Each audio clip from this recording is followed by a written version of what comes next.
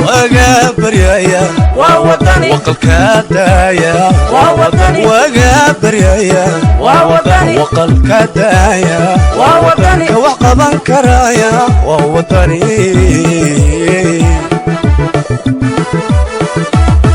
وقابريا ووطني وقلكادايا ووطني وقابريا ووطني وقلكادايا ووطني وقبا كرايا ووطني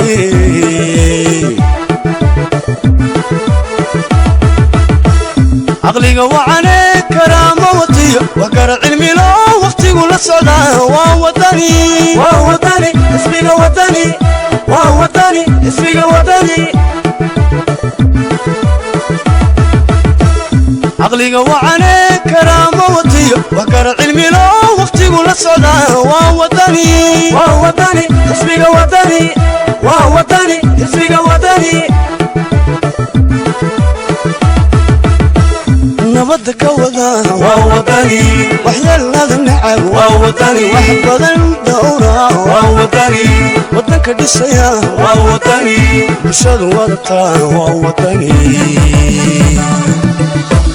وينه للترا ووطني ووطني اسمي وطني ووطني ومانتا يا محمد ومانتا يا مدرسة ومانتا يا محمد ومانتا يا مدرسة kumanaan iyo kumanaan qof oo taageerayaasha musharaxa golaha wakiilada gobolka Murudijeex Maxamed Cabdilaahi Jaamac Booq ayaa buux dhaafiyay wadooyinka magaalada Gabiley xilli ay u dabaaldegayeen maalinta ololaha doorashada ee xisbiga wadani.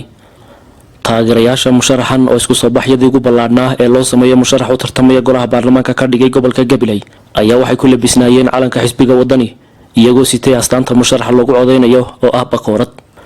murashaxan golaha baarlamaanka Maxamed Cabdilaahi Jaamac Booq ayaa muddo badan soo waday hayaanka uu ku doonayo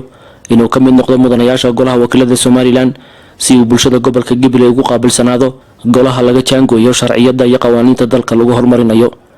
maanta musharax Maxamed Jaamac Booq waxay u ahayd maalin ugu duwan maalmaha kale maxaa yeelay waxa loo muujiyay cod taageero oo u saamaxaysa inuu ku fariisto kuraasta golaha baarlamaanka ee uu muddada badan ku noolamayay. kumanaan qof ayaa cadceedda iyo haraadka u xamilayay inay u muujiyaan taageeraha biyo kama dhibcaanka ah ee ay ugu hiilinayaan musharaxooda golaha wakiilada gobolka Murudijeex Maxamed Cabdilaahi Jaamac Booq. murashaxan golaha wakiilada gobolka Murudijeex Maxamed Cabdilaahi Jaamac Booq ayaa taageerayaashiisa kula hadlay xarunta khayriyada magaalada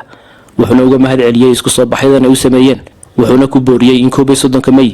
ay codkooda ugu deeqaan astaanta bakoorada si uu isaguna ugu hiiliyo marka uu ka mid noqdo mudanayaasha golaha baarlamaanka Soomaaliland. يا بقول كيو بقول باني ما عندك يا عدود دين واد موجسة ما أنت رجال اليوم وأنا شيخ تنتج شيء وده اللي يقولون تينات كوين تهين ما أنت واحد اللي يقربها ما أنت واحد اللي يقربها عدكينا إنا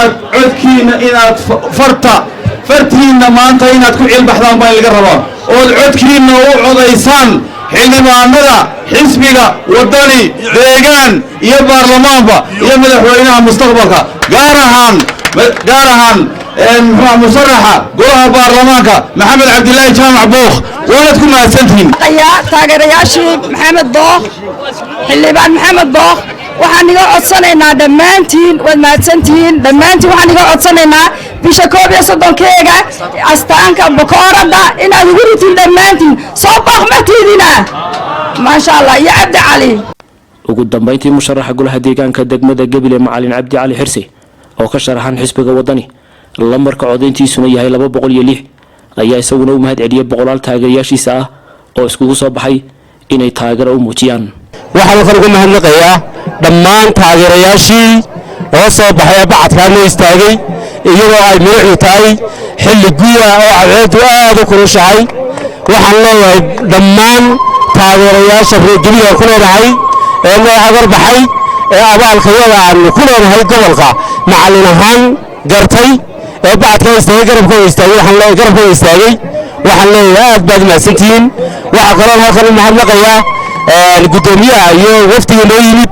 ee noogu iyaguna loo soo maray waqti wadada dheer